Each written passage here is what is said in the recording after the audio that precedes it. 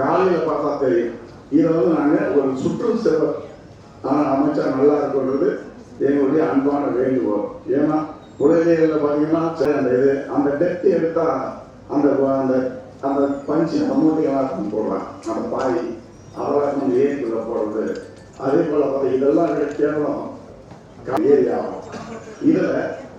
இதில் பார்த்தீங்கன்னா ரெடிஸ் அந்த மாதிரி பொங்கலுக்குள்ள அந்த மாதிரி. அதே போல வந்து பார்த்தீங்கன்னா மின்சாரத்துறையில் ஆள் பண்ணுற குறை போஸ்ட் வந்துடுச்சு. ஆனால் அதை போடுறதுக்கு கான்ட்ராக்ட் கொடுக்கறதுக்கு முடியல, ஆள் இல்லை. சரிங்களா, இது என்னுடைய அந்த விழு நிலையில் உள்ளது.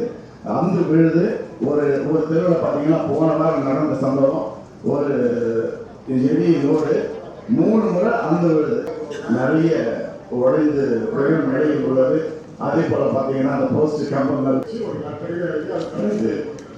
இதை நான் பல முறை பார்த்தீங்கன்னா எஸ்சிக்கும் லெட்டர் கொடுத்துருக்கேன். போஸ்ட் மாத்திரம் சொல்லி ஏன் நான்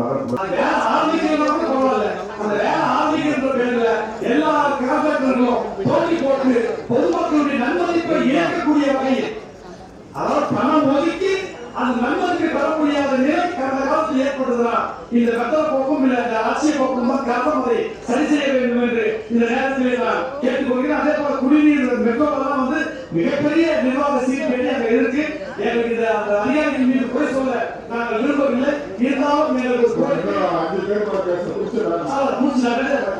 அதிகாரிகள் ஈஸியா இருக்கட்டும் அல்லது குடிநீர் வாரியமா இருக்கட்டும், நிறைய முறைகேடுகள், நிறைய நிர்வாக சீர்கேடுகள், இன்னும் நிறைவேற்றப்படாத பிரச்சனைகள் நிறைய இருக்கு.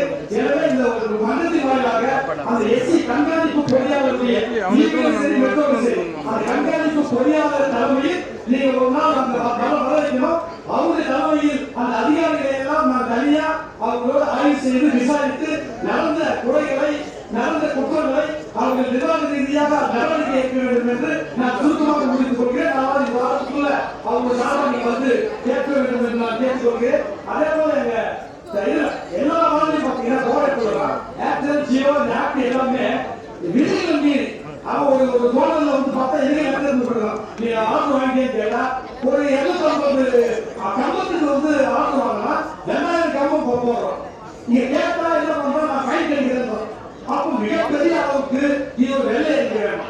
இது எல்லா வார்டுக்கும் 200 வார்டுக்கும் ஏர்டெல், ஜியோவும் இது ஆக்டும் ஒவ்வொரு வார்டுக்கும் எத்தனை என்னுடைய வார்டு 45 இந்த கம்பெனி எத்தனை கம்பத்துக்கு அனுமதி பெற்றிருக்கிறது அந்த வைக்கலாம். அது இல்லாம 100 வாங்கிட்டு 500 கம்பம் வச்சா பொதுமக்கள் தெரியும். இந்த வருமானம் போது கார்பரேஷனுக்கான வருமானத்தை இல்லாமல் அது வந்து ஏமாற்றக்கூடிய மோசடி இருக்கு. தயவு செய்து அதை உடனடியாக எங்களுக்கு அதிகாரிகள் வைத்து ஒவ்வொரு வாரத்தும் வெள்ளை அறிக்கை கொடுத்து இப்பதான் அனுமதி வாங்கியிருக்கிறார்கள் என்று சொல்றோம். சாதாரண குடிசை கொடுத்துக்கிறோம். அவங்க கேட்டா ஒரு 6 மாசம் 6 வருஷம் கழிச்சு நான் வந்து ஃபைன் கட்டிக்கிறது ரொம்ப சிம்பிளா போயிடுறாங்க. அதை இருக்கக்கூடாது என்பதை நான் பணியோடு கேட்டுக்கொள்கிறேன். ஏன்னா அது நீங்க உடனடியாக வருமானமும் போதும் அது வெள்ளை அறிக்கை வேண்டும் என்று கேட்டுக்கொள்கிறேன். அதே போல மாநகராட்சி பள்ளிகளில் ஒரு விஷுவல் எஜுகேஷன் ஃபியூச்சர்ல வந்து நாம வந்து புத்தகத்தை கொடுக்கும் போது இப்ப நம்ம நவீனம் வாங்கிக்கிறோம். அந்த விஷுவல் தலைமையில வந்து ஒரு பெரிய நல்லா நடந்து இருக்கு. இருந்தாலும் நாம வந்து ஒரு விஷுவல் எஜுகேஷன் நெட்வொர்க் வந்து கொண்டு வர வேண்டும். ஏற்கனவே வந்து இயரிங் இப்ப நம்ம கேள்வி தானே ஒரு ஆதியா சொல்லி கொடுக்குறாரு, அந்த இயரிங் எஜுகேஷனாவே இருக்கு. ஆனா அதை கேட்கிறோம். ஆனா பார்த்து விஷுவலா பார்த்து சொல்லி இன்னும் நம்முடைய ஆற்றலை இன்னும் வலிமைப்படுத்தும். கருத்துக்கள் வளர்க்கக்கூடிய கருத்துக்கள் உங்க கருத்துக்கள் மாநகராட்சிக்கு நிறைய நிதி தேவைப்படுகிறது. அந்த நிதி தமிழக அமைச்சரோட பங்கேற்று இருக்கீங்க. உங்க அமைச்சர் மூலமா சொல்லி 2000 கோடி நிதியை தேவைப்படுகிற வாங்கிட்டாங்க. கட்டாயம் போராடுவோம். நாங்கள் எங்க இருந்தாலும் என்னுடைய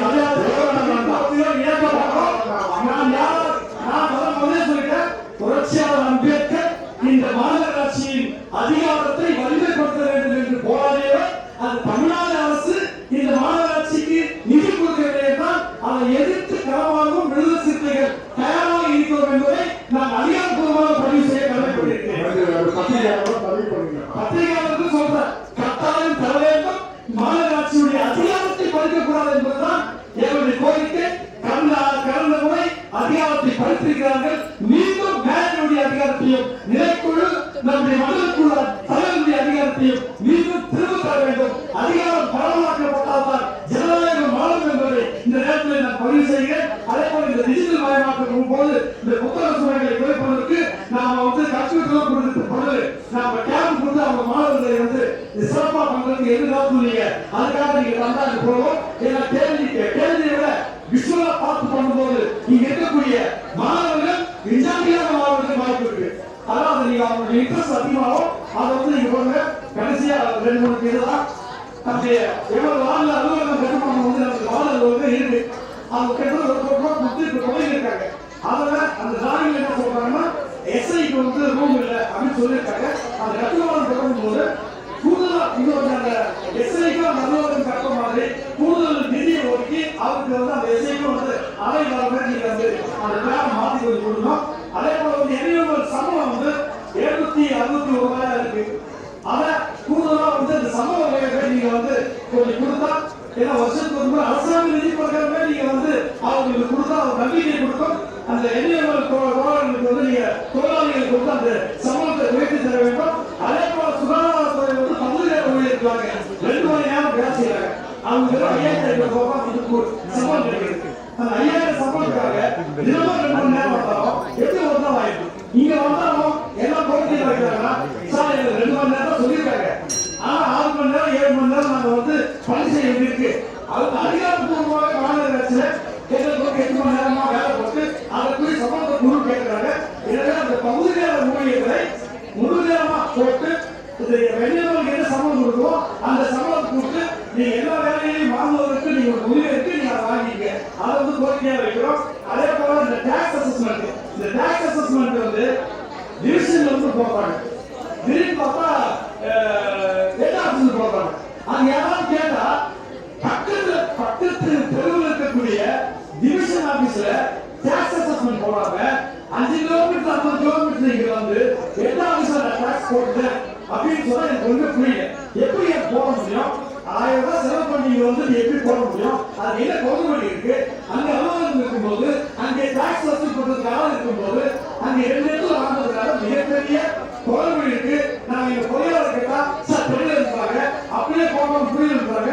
டாக்ஸ் அசஸ்மெண்ட் கேட்டா கூட சார் எட்டாவது போட்டாங்க இருப்பாங்க. எட்டாவது போடும்போது சரியா தப்பா அங்க இருக்கிறவங்க வந்து சரி பண்றாங்களா எந்தவித கண்காணிப்பும் இல்லாம இருக்கு. தயவு செய்து ஏதாவது ஒரு இடத்துல ஒண்ணு எட்டாவது போடுங்க, கீழே டிவிஷன்ல போடுங்க. அது முறைப்படுத்தி அந்த நிர்வாக சீரமைப்பை நீங்க செஞ்சீங்கன்னா வருமானம் வந்து எங்களுக்கு கூட டாக்ஸ் அசஸ்மெண்ட் சார் ஒரு 10 நாளைக்கு வந்து எல்லா டாக்ஸ் எல்லாம் தர சொல்றாங்க, பணம் இல்ல அதனால வந்து டாக்ஸ் வசூல் பண்ண சொல்றாங்கன்னு சொல்லி அப்ப முறைப்படி கண்காணிச்சு அது போட்டா இந்த கவுண்டர்படி வராது. எனவே நீங்க அது பண்ணணும். எங்க அங்கன்வாடி மையம் கேட்டிருந்தோம். சஞ்சய் நகர்ல இருந்தோம், சாஸ்திரி நகர்ல வந்து ஜிடிகால் 22ஆம் தேதி ஒன்றும் கட்டி தருவதாக சொல்லியிருக்காங்க. எனவே இப்படி எங்கள் கோரிக்கை வந்து அனைத்தையும் நீங்கள் வந்து பரிசீலனை எங்களுடைய மண்டலத்தில் வந்து எல்லா கோரிக்கையும் ஆய்வு செஞ்சு என்னுடைய மண்டல தலைவர் அனைவரும் அது உறுதி கொடுத்திருக்காங்க. அந்த பாசிபிலிட்டிஸ் இருக்கு. அதுவும் வந்து கூடுதலான எங்களுக்கு வந்து இவ்வளவு நாள் வந்து கேட்கல. நீங்க சொல்ற மாதிரி அது முதல்வர் தொகுதியாக இருப்பதால் நான் ஒரு கோரிக்கையை வந்து நான் வச்சு அந்த கோரிக்கை நிறைவேற்றிக் கொள்வதற்கு வாய்ப்பு இருக்கிறதோ என்கிற அப்பாசையில் நாங்கள் மக்களின் நியாயமான தேவையான உண்மையான கோரிக்கைகளை வைக்கிறோம். எனவே நீங்கள் உறுதிமொழியை வந்து ஒப்புதல் கொடுத்து அனுப்புமாறு உங்களை பணியோடு கேட்டுக்கொண்டு இந்த வாய்ப்பு நன்றி கூறி விடைபெறுகிறேன். நன்றி, வணக்கம். வணக்கத்துக்குரிய மேயர் அவர்களே, ஒரு சிறிய ஒரு பதிவை நான் இங்கு பதிவு செய்ய கடமைப்பட்டிருக்கிறேன். 1998ஆம் ஆண்டு பாபா சாஹிப் டாக்டர் அம்பேத்கர் அவர்களுக்கு மணிமண்டபத்திற்கு அடிக்கல் நாட்டி 2000ஆம் ஆண்டு அந்த மணிமண்டபத்தை திறந்து வைத்த பெருமைக்குரியவர் முத்தமிழர் கலைஞர் என்பதை நான் பதிவு செய்ய கடமைப்பட்டிருக்கிறேன். அது மட்டுமல்ல சட்ட நான் பேசுகிறேன். அதே போன்று அவர் வெளியில் வந்திருக்கிற எங்கள் முத்துவேல் கருணாநிதி ஸ்டாலின் அவர்கள் அம்பேத்கர் அவர்கள் எழுதிய புத்தகங்களை, தேர்வு செய்யப்பட்ட புத்தகங்களை தமிழில் பதிப்பிட வேண்டும் என்று உத்தரவிட்டவர் முத்துவேல் கருணாநிதி ஸ்டாலின் என்பதை நான் பதிவு செய்ய கடமைப்பட்டிருக்கிறேன். 2022ஆம் ஆண்டு பாபா சாஹிப் டாக்டர் அம்பேத்கர் அவர்கள் பிறந்த நாளை சமத்துவ தினமாக அறிவித்த பெருமைக்குரியவர் நீங்கள் முத்துவேல் கருணாநிதி ஸ்டாலின் என்பதை நான் இங்கே பதிவு செய்ய கடமைப்பட்டிருக்கிறேன். அதே போல அயல்நாடு சென்று படிப்பதற்கு அவர்களுக்கு கல்வி உதவித்தொகை கிடையாது. அந்த அயலக மாணவர்கள் படிப்பதற்கு கல்வி உதவித்தொகை வழங்க திட்டத்தையும் பாபா சாஹிப் டாக்டர் அம்பேத்கர் பெயரில் அறிவிச்சவர் முத்துவேல் கருணாநிதி ஸ்டாலின் என்று இந்த நேரத்தில் பதிவு செய்ய கடமைப்பட்டிருக்கு. அதன் வழியில் இந்த மன்றத்தில் பாபா சாஹிப் டாக்டர் அம்பேத்கர் அவர்கள் புகழ்பெற்ற வைத்த பெருமைக்குரியவர் எங்கள் மேயர் ராஜன் என்பவரை அவருக்கும் இந்த நேரத்தில் நான் என்னுடைய நன்றிகளை பாராட்டுகளை தெரிவித்துக் கொள்கிறேன். அதே போன்று முதல் இந்திய அரசியலமைப்பு சட்டம் இயற்றப்பட்டு பாராளுமன்ற தேர்தல் நடந்து முடிந்து பாபா சாஹிப் டாக்டர் அம்பேத்கர் அவர்கள் தான் சட்டத்துறை அமைச்சர் முதலமைச்சர் சட்டத்துறையோட முதல் அமைச்சர் அவர் தான் மத்திய சட்டத்துறை அமைச்சர். அவர் ஒரு தீர்மானம் கொண்டு வருகிறார். பெண்களுக்கு இடஒதுக்கீடு, சொத்தில் சமப்பங்கு, இது போன்ற திட்டங்களை கொண்டு வரும்போது அந்த மசோதா தாக்கல் செய்யப்படும் போது அந்த மசோதா தோற்கடிக்கப்படுகிறது. தோற்கடிக்கப்படும் போது பாபா சாஹிப் டாக்டர் அம்பேத்கர் கூறியது என்னன்னா, இந்த அரசியலமைப்பை இயற்றியவனா இந்த குழுவின் தலைவர் நான் கொண்டு வந்த இந்த மசோதா தோற்கடிக்கப்பட்டது. தோற்கடிக்கப்பட்ட பிறகு நான் இந்த பதவி இருப்பதை விட இல்லாமல் இருப்பதை தன் பதவியை ராஜினாமா செய்தவர் பாபா சாஹிப் டாக்டர் அம்பேத்கர். அவர் அதை ராஜினாமா செய்யும் போது ஒரு கருத்தை தெரிவித்தார். இன்று நான் கொண்டு வந்த இந்த சட்டம் ஏதாவது ஒரு நாள் போட்டு போயிருக்கலாம், என்றாலும் ஒரு நாள் ஒரு அரசியல் தலைவர் இந்த சட்டம் நிறைவேற்றுவான் என்று சொன்னார். அதை நிறைவேற்றுவதற்கு முத்தமிட்டவர் கலைஞர் என்பதை இந்த நேரத்தில் பதிவு செய்து மீண்டும் ஒரு முறை அம்பேத்கர் அவர்கள் படத்தை வைத்த நமது மேயர் அவர்களுக்கு என்னுடைய நன்றிகளை பாராட்டு தெரிவித்து விடைபெறுகிறேன். நன்றி, வணக்கம்.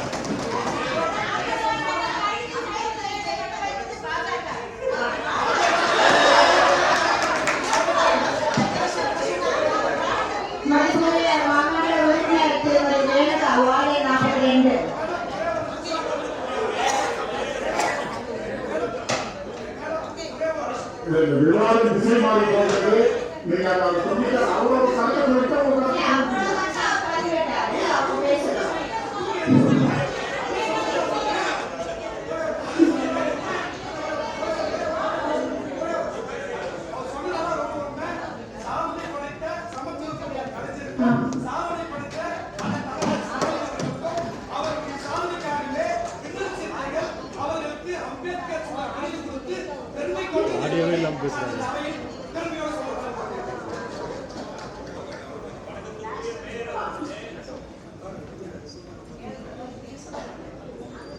நான் பேச நினைத்த அத்தனை கருத்தையுமே மரியாதைக்குரிய அண்ணன் நொலம்பூர் ராஜன் அவர்கள் பேசிவிட்டார், வரவேற்கத்தக்கது.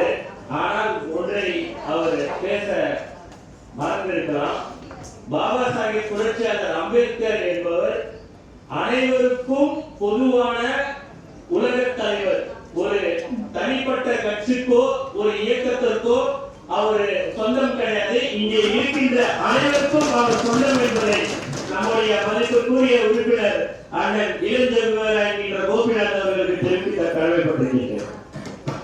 மாண்புமிகு மேயர் அவர்களுக்கும் மதிப்புமிகு துணை மேயர் அவர்கள் செப்டம்பர் 9, 1949 ஆண்டு அரசியல் நிர்ணய சபையில் நாட்டின் முன்னேற்றத்திற்காக அதிகாரம் பரவலாக்க வேண்டும் அவசியம் என்று நம்பி அம்பேத்கர் அவர்கள் மாநகராட்சிகள் மற்றும் நகராட்சிகள் போன்ற உள்ளாட்சி அமைப்புகளுக்கு நிதி அதிகாரங்களும் தன்னாட்சியும் வழங்கப்பட வேண்டும் என்று வாதிட்டார், வலியுறுத்தினார், அதை சட்டமாக இயற்றினார்.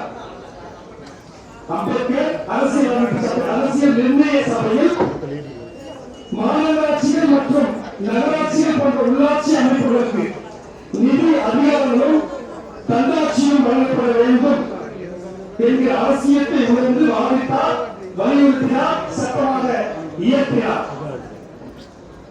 அவருடைய இளம் வயதில் பார்த்தீங்கன்னா ஒரு கருத்து பள்ளிக்கூடத்துல படிக்கும் போது எல்லாரும் ஒரு பக்கம் படித்த மாணவர்கள் ஆசிரியர்கள் இருக்கும் போது அவர் மட்டும் ஒதுக்கி ஒரு ஓரத்தில் கோழி பணியை போட்டு உட்கார வைத்தார்கள் என்று இளம் வயதில் பேசுவது வழக்கம். அது கவனத்தில் இருக்கு.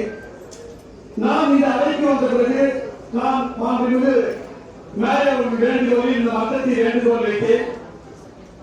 அந்த அடிப்படையில் அனைத்து அரசு அலுவலர்களில் புரட்சியாளர் அம்பேத்கர் படத்தை வைப்பது போல மாநகராட்சி அலுவலர்களிலும் வைக்க வேண்டும் என்று நான் கேட்டுக்கொண்டேன். அந்த அடிப்படையில் இங்கிருந்து ஒரு அறிவிப்பு வந்தது. எங்கெல்லாம் வாய்ப்பு இருக்கிறதோ அங்கெல்லாம் அலுவலகத்தில் வைத்துக் கொள்ளலாம், அது சட்டப்படி வைத்துக் கொள்ளலாம் என்று மகிழ்ச்சியோடு ஒரு அறிவிப்பு இந்த மன்றம் அளித்தது. மேலே அளித்தார்கள். அது பெரும் மகிழ்ச்சியோடு நான் வரவேற்று அங்கே வாய்ப்பு இடத்தில் மனமுள்ள இடத்தில் எல்லாம் வைத்தார்கள். அது நடந்து கொண்டிருக்கிறது. அப்படி நடந்து கொண்டிருக்கக்கூடிய வேளையில் இந்த அவையில் எப்படி இது மிகப்பெரிய அளவுக்கு புதிதாக முதல்வருடைய படம் வைக்கப்பட்டிருக்கிறது. மகிழ்ச்சி தான். நாம் என்றும் போற்றக்கூடிய, நேற்றும் இன்றும் என்றும் மதிக்கக்கூடிய திராவிட மாடல் ஆட்சியுடைய நாயகன் மேலாள் முதல்வர் அண்ணன் ஸ்டாலின் அவருடைய படம் கம்பீரமாக இருக்கிறது. அது எங்களுக்கு பெருமை தரக்கூடியது. அவரை போற்றக்கூடிய வகையில் அதுவும் எங்களுக்கு மகிழ்ச்சி தான்.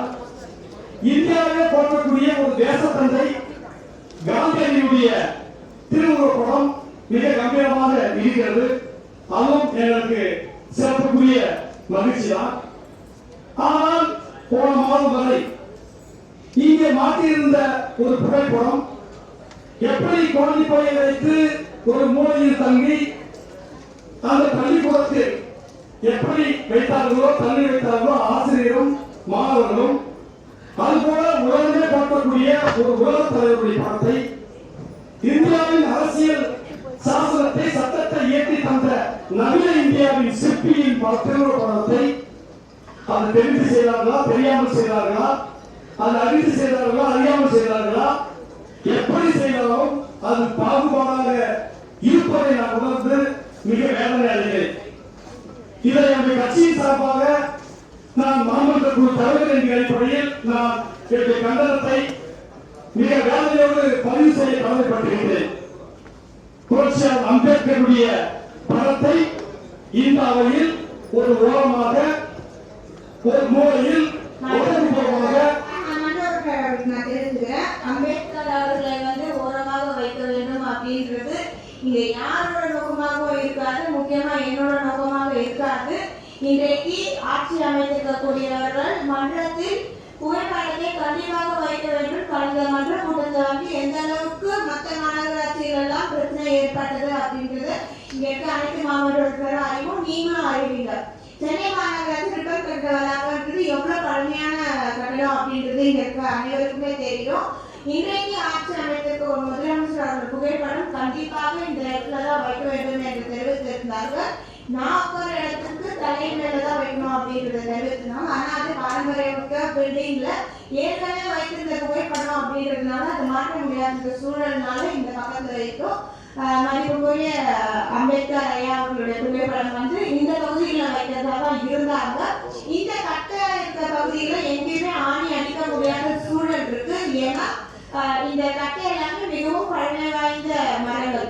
அதே போல இந்த சிலர்கள் பாத்தீங்கன்னா அவங்க எல்லாருமே மேல உட்காரக்கூடியவர்கள், அவருடைய காசை கீழே இருக்கும், அங்க படம் வைக்க கூடாதுன்றதுனால அந்த பகுதியிலும் வைக்க முடியல. அதே போல இங்கேயும் உட்காரவங்க அவருடைய கால்தடங்கள் கீழே இருக்குன்றதுனால அங்கேயும் படங்கள் வைக்க முடியாத சூழல் இருந்ததுனாலதான் திருவள்ளுவர் படத்துக்கு அருகாமை இருக்க வேண்டிய இடத்துல அந்த இடத்துல வைக்கப்படுறது. நீங்க குறிப்பிட்ட போல இந்த வகையில பார்த்தோம் அப்படின்னா அப்போ இங்க இருக்க நம்முடைய அண்ணா அவர்கள் உட்கார இடத்தைக்கும், அப்போ பின்னாடி காங்கிரஸ் இருக்கக்கூடிய உறுப்பினர் அவர்கள் உட்கார்ந்து இடத்தைக்கும் நிறைய வேறுபாடு இருக்கு. அதுக்காக அவங்க காங்கிரஸ் உறுப்பினர் ஒதுக்கப்பட்டார்கள் அப்படின்றது கிடையாது. மன்றன்றது இது ஃபுல்லாவே மன்றம் தான். அதனால ஒரு வேறுபாடா சொல்லாம இது மிகவும் பழமை வாய்ந்த கட்டிடம், எந்த இடத்துல சாத்தியக்கூறுகள் இருக்கு அப்படின்றத ரொம்ப டீப்பா டிஸ்கஸ் பண்ணிட்டு தான் அந்த இடத்துல நம்ம புகைப்படம் வைக்கணும்ன்றதை தெரிவிக்கிறேன். ஏதோ வகையில அம்பேத்கர் ஐயா அவர்கள் ரொம்ப நன்றி. நன்றி. நான் கேட்கிற கேட்டீங்கன்னா பள்ளிக்கூடம் என்பது பள்ளிக்கூடம் தான், மாணவர்கள் பள்ளிக்கூடம் என்பது பள்ளிக்கூடம் தான், மாணவர்கள் 50 பேர் உட்கார்ந்து படித்தது பள்ளிக்கூடம் தான். ஆனால் ஒரு மூலையில் வைத்தார்கள் என்பதுதான் வரலாற்றில் பாகுபாடு என்று கருதப்பட்டு இன்றும் அது காயங்களாக மாறி இருக்கிறது. இங்கே நீங்கள் வைத்திருந்த படத்தை எப்படி எடுத்திருக்கிறீர்கள் என்பதுதான் பிரச்சனை. நீங்க புதுசா வச்சீங்கன்னா வைக்கலாம், இந்த 100 வருஷத்துல வைக்கலாம், 300 வருஷத்துல வைக்க அது பிரச்சனை இல்லை. புதுசா வச்சிட்ட பிறகு வைத்த படத்தை எடுத்துக்கிறீங்களே, ஒருவேளை மகாத்மா காந்தி படத்தை உங்களால் எடுக்க முடியுமா, அல்லது புதிய முதலமைச்சருடைய படத்தை எடுக்க முடியுமா, அல்லது பழைய முதலமைச்சருடைய படத்தை எடுக்க முடியுமா? பார்வைக்கு மேயர் அவர்கள் தெளிவாக விளக்கம் சொல்லி நீங்க தெளிவாக பதில் சொல்றது தவிர பதில்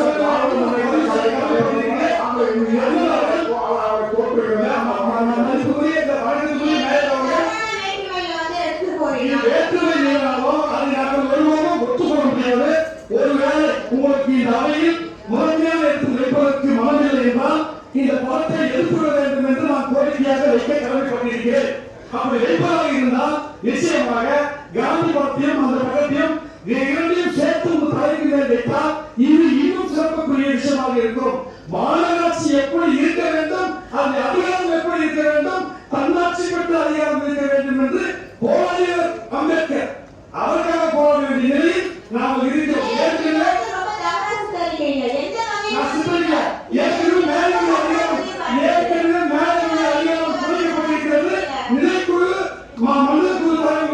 அதிகாரங்கள் இந்த மன்றத்தில் குறைக்கப்பட்டிருக்கிறது. கடந்த காலத்தில் இப்போது அந்த அதிகாரங்களை எல்லாம் மீட்டு தர வேண்டும் என்று போராடிய தலைவருடைய அந்த புகைப்படத்தை நாங்கள் தெளிவுக்கு நான் மீண்டும் ஒரு முறை வந்து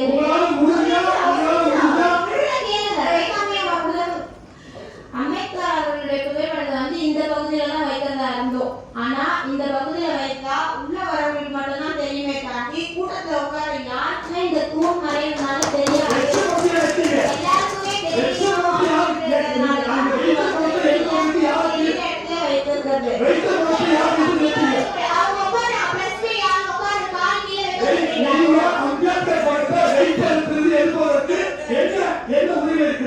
அதை எடுத்துட்டு இப்ப நான் வந்து விமர்சனம் பண்ண விரும்பவில்லை.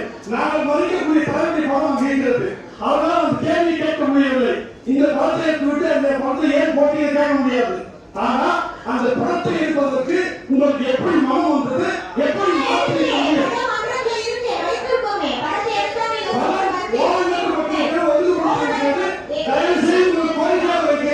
தயவு செய்து இந்த படத்தை அடுத்த மாணவர்கள் கூட்டத்தில் தயவு செய்து இந்த படத்தை அம்பேத்கர் படத்தை வைக்க வேண்டும் என்று இந்தியா முழுமைக்கும் குரல் கொடுக்கக்கூடிய நாங்கள் முதல் முறையாக அம்பேத்கர் படத்தை இந்த அவையில் இருந்து வெளியில் எடுக்க வேண்டும் என்று நான் கேட்டுக்கொள்கிறேன், பணியோடு கேட்டுக்கொள்கிறேன். முடிந்தால் காந்தி படத்தையும் அம்பேத்கர் படத்தையும் ஒன்றாக வையுங்கள், இல்லை என்றால் எடுத்து விடுங்கள். நன்றி, வணக்கம்.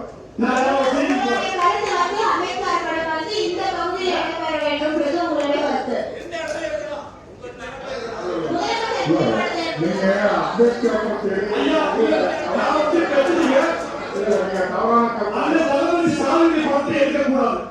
முன்னாள் முதல்வர் இந்த மாநகராட்சியுடைய மிகப்பெரிய சட்டத்திட்டங்களுக்கு பாராட்டியவர் படத்தை எடுக்கக்கூடாது என்பது எங்களுடைய கோரிக்கை. அந்த தளபதி ஸ்டாலினுடைய படம் அங்கே இருக்க வேண்டும், அது இந்த மாநகராட்சிக்கு பெருமை சேர்க்கும் என்று விருது சேர்க்கை கருதுகிறது. ஆனால் காந்தியும் அம்பேத்கர் படத்தை வைக்க வேண்டும், இல்லை என்றால் அதை எடுத்து நாங்கள் எங்கேயாவது வைத்துக் கொள்கிறோம். அது நாங்கள் எங்களுக்கு எப்போ காலமாக நாங்கள் வச்சுக்கிறோம். தயவுசெய்து அதை விட்டுவிடுங்க. உங்களுக்கு நீங்க ஆலோசனை செய்து அதை முடிவு எடுத்துக் கொள்ளுங்க.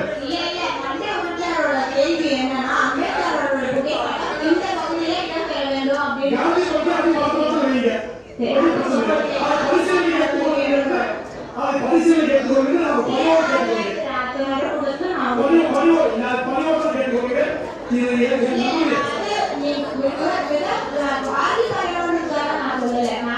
ஒரு விஷயம் சொன்னீங்க, எதனால அப்படின்ற காரணத்தை நான் சொன்னேன்.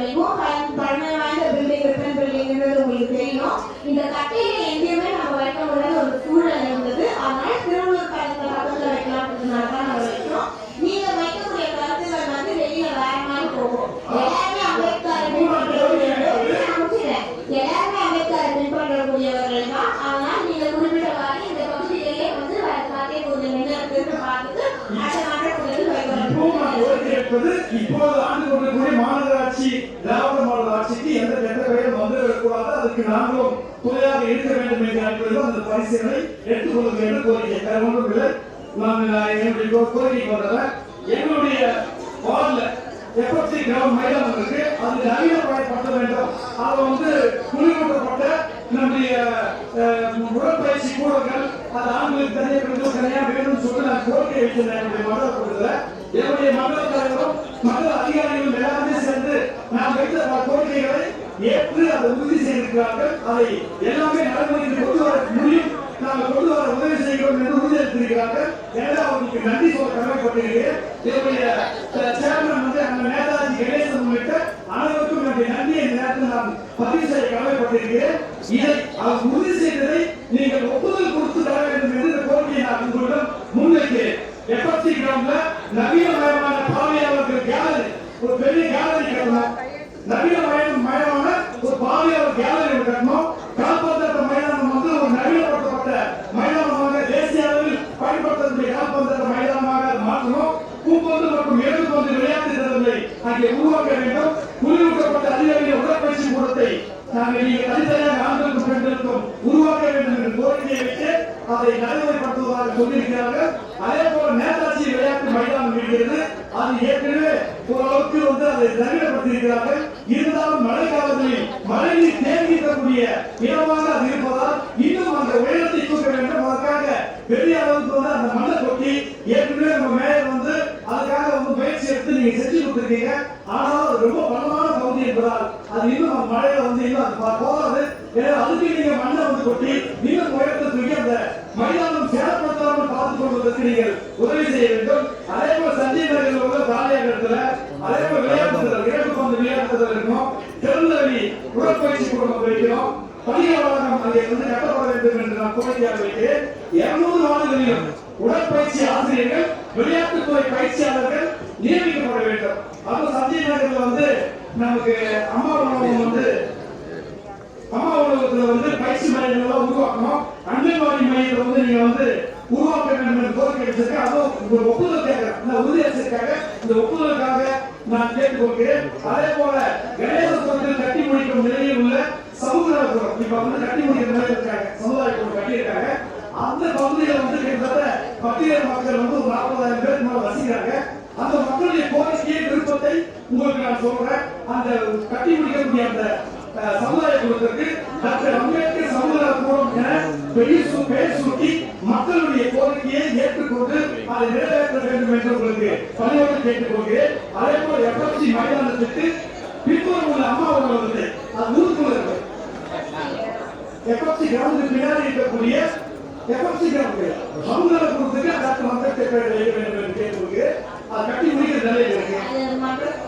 தீர்மானம் பண்ணலாம். அதே போல எஃப்எஃப்சி விளையாட்டு மைதானத்துக்கு பின்புறம் ஊருக்குள்ள வந்து அம்மா உணவகம் இருக்கு. அது பெரிய அளவுக்கு வந்து பயன்பாடு இருக்கு. இதை வந்து நீங்க முன்னாடி இந்த மெயின் ரோட்லயே வந்து ஒரு இடம் காலியா இருக்கு. அந்த அம்மா உணவகத்தை மெயின் ரோட்ல வந்து கட்டி கொடுத்து இப்ப அம்மா உணவகம் இருக்கிற இடத்துல மக்கள் பயன்படுத்துற மாதிரி ஒரு ஜிம்மோ வேற ஏதோ நீங்க வந்து பயன்படுத்தணும். அதுக்கு மாற்றி அமைச்சு கேட்கணும்னு கேட்டுக்கிறேன். அதே போல கணேசபுரம் ஜீவா ரயில்வே நிலையத்து மேம்பாலம் வந்து கிட்டத்தட்ட 15 மாசம் முடியுதுன்னு சொல்லி கிட்டத்தட்ட 4 வருஷம் ஆயிடுச்சு, இன்னும் முடியல. அது ஒரு பெரிய வேலையா இருக்கு. இன்னும் முடிக்க முடியுமா தெரியாம இருக்கு. நம்முடைய கமிஷனர் வந்து பார்த்துட்டு போயிட்டாங்க. இருந்தாலும் கொஞ்சம் வேலை பண்ணுறோம். அந்த ஜீவா ஸ்டேஷன் மூடி வச்சிருக்கிறதுனால 5 நிமிஷம் போகிறதுக்கு வந்து 1 மணி நேரம் 2 மணி நேரம் ஆகுது. லட்சக்கணக்கான மக்கள் வந்து அங்க போயிட்டு வர்றாங்க. இது வந்து சீக்கிரமா பண்ணீங்கன்னா அது மழை காலத்துல பண்ணா ரொம்ப உதவியா இருக்கும் என்பதை நான் பணியோடு கேட்டுக்கொள்கிறேன். அதே போல பீதி காலங்கள்ல வந்து ஒரு இடம் காலியா இருக்கு. அது அதிகாரிகள் பார்த்து வந்திருக்காங்க. அங்க வெல்னஸ் கிளினிக் கிளினிக் ஒன்று இருக்கு. அந்த கிளினிக் வந்து காலியா இருக்கிற இடத்துல வெல்னஸ் கிளினிக் வந்து மக்களை தேடி மருத்துவம் திட்டத்திற்கு உடனடியாக கட்டித்தரப்பட வேண்டும் என்று கேட்டுக்கொள்கிறேன். இப்ப வந்து தற்காலிகமா ஒரு இடத்துல இருக்கு, அது சாஸ்திரம் இருக்கு. அதுக்கும் 44க்குள்ள வெல்னஸ் கிளினிக் ஒரு 100 அடி தூரத்துல தான் இருக்கு.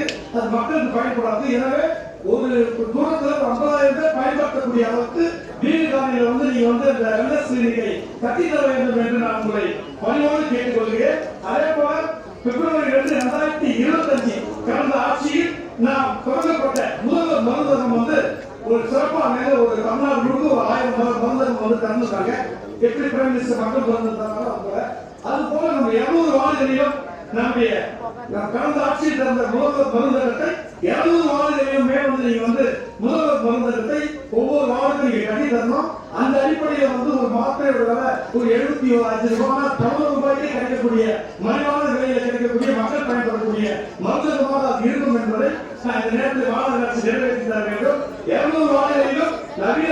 இருக்கக்கூடிய இயன்முறை பிசியோதெரபி மருத்துவ மையத்தை நீங்க நிறைய தேவைப்படுறது 200 வாழ்க்கை எங்க வாழ்க்கை தேவை 200 வாழ்க்கை தேவை. அதே போல டயாலிசிஸ் சென்டர் ரத்த சுத்திகரிப்பு மையம் தெரிஞ்சது எல்லா அது வந்து அந்த கோரிக்கையை நாங்கள் வைக்கிறோம்.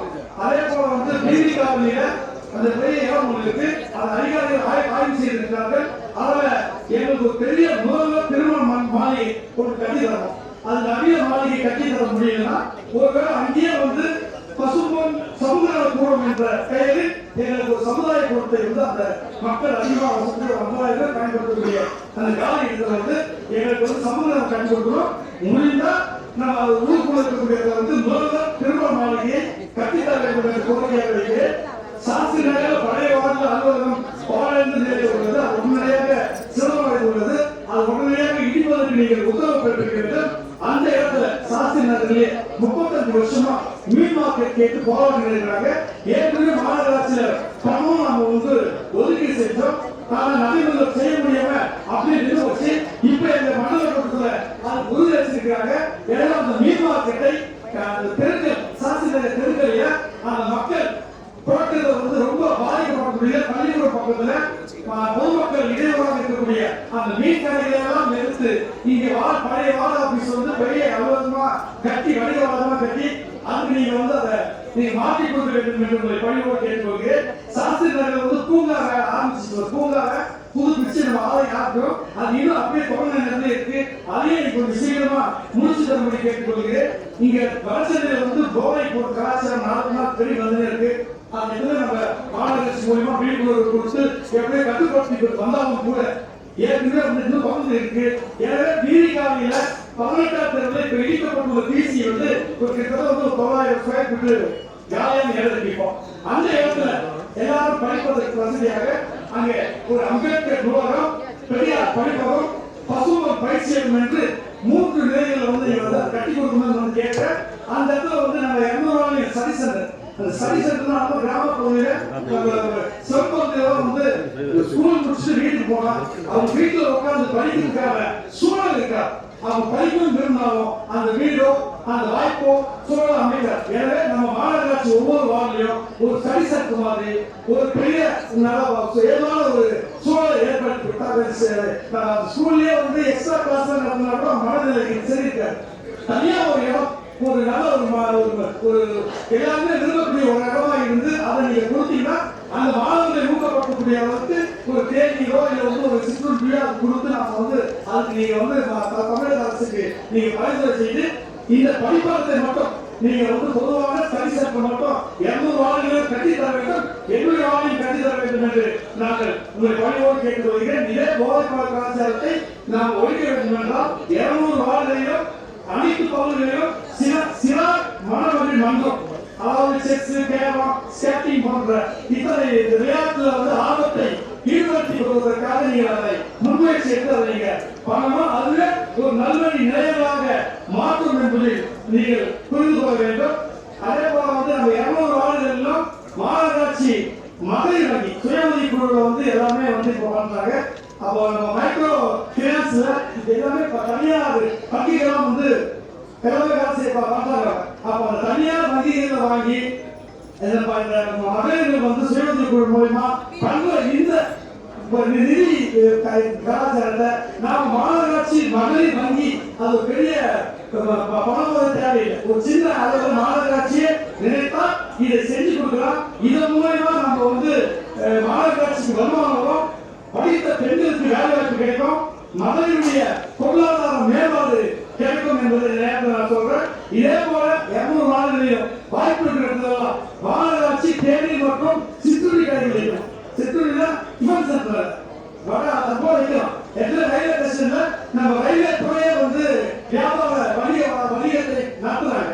மாநகராட்சிக்கு வருமானத்தை ஈட்டக்கூடிய ஆண் பெண் படித்தவர்களுக்கு ஏதாவது ஒரு வேலை வாய்ப்பு கொடுக்கக்கூடிய வகையில் இருக்கலாம். ஒரு வேலை வாய்ப்பு நீங்கள் நிரந்தர பணி கொடுக்கவில்லை என்றால் பரவாயில்லை, தற்காலிக பணியாவது அவருக்கு ஒப்பந்த பணியாவது நீங்கள் அவர்களுக்கு கொடுக்கும் போது அவர்களுக்கான ஒரு வேலை வாய்ப்பை கிடைக்கும் என்பதை இந்த நேரத்தில் நான் சொல்றேன். அதே போல நம்முடைய மாநகராட்சியை வந்து நம்ம டாக்டர் அம்பேத்கர் கலைக்கல்லூரி வளாகம் அருகே ஒரு பொதுப்பணித்துறைக்கு அது ஒரு கோவில் பெரிய வணக்கத்துக்குரிய மேயர்களே, அவங்க சொன்னது போல நிரந்தர பணி அவசரப்பட்டு கொடுத்துட முடியாது. அதை பார்த்துக்க சொல்லதான் பேசுறேன். நிரந்தரம் எல்லாம் பரவாயில்ல, தற்காலிகமாகவோ ஒப்பந்த பணியிலோ நீங்கள் வந்து நியமிக்க வேண்டும் என்று அந்த பணியாளர் கோரிக்கை. அண்ணன் வந்து நீங்க வந்து கட்டாயம் நிரந்தர பணியாக்குவதற்கு நீங்கள் வந்து போராட வேண்டும். அதுதான் என்னுடைய கோரிக்கை. இருந்தாலும் இப்ப இருக்கக்கூடிய சூழலில் நீங்கள் தற்காலிகமாக கொடுங்கள் என்று என்னுடைய கோரிக்கை. டாக்டர் அம்பேத்கர் கலைக்கல்லூரி வளாகம் அருகில் பொதுப்பணித்துறைக்கு சொந்தமான ஒரு குளம் இருக்கிறது பெருசா. அந்த பாதை வந்து அதிகாரிகள் பார்த்திருக்காங்க. அது வந்து ஒரு பியூட்டி பேர் பண்றதுக்காக முடிவு பண்ணியிருக்காங்க. என்னுடைய கோரிக்கை என்னன்னா, அந்த இடத்துல வந்து ஒரு பெரிய பூங்காவை அமைச்சு அதுல வந்து டான்சிங் ஃபவுண்டேஷன் மாதிரி நிறைய இருக்கு. அப்ப அந்த இடத்துல வந்து பொதுமக்கள், மாணவர்கள், குழந்தைகள் எல்லாமே அது ஒரு சுற்றுலா மாதிரி அது இருக்கும். அது ஒரு பெரிய அளவுக்கு பண்ணா ஒட்டுமொத்த பெரம்பலூருக்கும் மைய பகுதியா அது இருக்கு. அந்த நீங்க வந்து பண்ணி கொடுத்தீங்கன்னா அது மிகப்பெரிய அளவுக்கு நம்ம மாநகராட்சிக்கு பெருமை தரும், பொதுமக்கள் நன்மத்தை பெற முடியும் என்று இந்த நேரத்தில் நான் வந்து கேட்டுக்கொள்கிறேன். அதே போல சாலைகள் வந்து இன்னும் நிறைய பூர்த்தி பண்ணாம இருக்கு. நிறைய சாலைகளை வந்து போட்டி போட்டிருக்கு, இன்னும் முடிக்காம இருக்கு. நிறைய கான்ட்ராக்டர் வந்து ஒரே கான்ட்ராக்டர் வந்து பல ஜோன்ல கொடுத்துருக்கு. ஒரே ஜோன்ல வந்து 20,000 கொடுத்தா பரவாயில்ல. திருவள்ளூர் ஒன்று கொடுத்து, சந்தேகம் ஒன்று கொடுத்து, ஏதோ ஒரு நான் கூட வந்து ஒர்க் பேசணும். இது போல கொடுக்குற வேலைகளை பல இடத்துல போனா அங்க வேலையை ஆரம்பிச்சு விட்டு வேற எங்கே போறாங்க, வேலை முடிக்காம மிக சிரமம் இருக்கு. நான் வந்து சொல்றது என்னன்னா, போன ஆட்சி மாண்புமிகு மேலாள் முதல்வர் அவர்கள் என்ன திட்டம் கருத்து கூட ஆணையர் வந்துட்டு இந்த பேக்கேஜ் சிஸ்டத்துல ஒரு மண்டலத்துக்குள்ள ஒரு பேக்கேஜ் உருவாக்குங்க. மண்டலத்துக்கு மண்டலம் போகாம எதிர்காலத்துல அது நிறைய கடந்த காலத்துல நிறைய குரல்கள் இருந்தது. அந்த ஒப்பந்தக்காரன் பிரச்சனையில ஒரு மண்டலத்துக்குள்ள இந்த பேக்கேஜ் அமைக்கிற முறையை நீங்க செயல்படுத்துவது கேட்டுக்கிறேன். ஒரு சில பேக்கேஜ் வந்து நடத்திருக்காங்க. அதே போல அதே வந்து 414 நடத்திருக்காங்க. அப்ப அவங்களாலும் உங்களால மாற்றங்களை வந்து இப்போ இதோட சூழல் ஏற்படுது. அந்தந்த ரீஜன் உட்பட்டு ஜோன் உட்பட்டு இந்த மாதிரி பணிகளை மேற்கொண்டா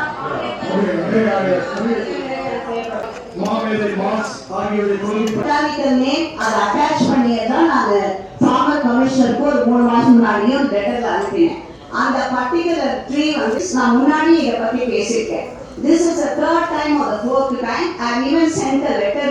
இப்போ ரீசெண்டா நீங்க பப்ளிக் டாய்லெட்ல குழா அடைச்சிக்குது. அது 3 மாசம் கழிச்சு வாங்க, எங்க மீட்டிங் இருக்கு, நான் அப்ப அப்ரூவல் பத்தி இது பண்றோம் அப்படின்னு நம்ம சொல்ல முடியுமா? அடுத்தது நம்ம முடிக்கணும்னா அந்த 6 மாசத்துல முடிக்கிறதுக்கு கூட நீங்க நம்ம இன்னும் எஃபர்ட்ஸ் எடுக்கலனாக்க where do we stand? Public கிட்ட போய் சொல்லலாமா?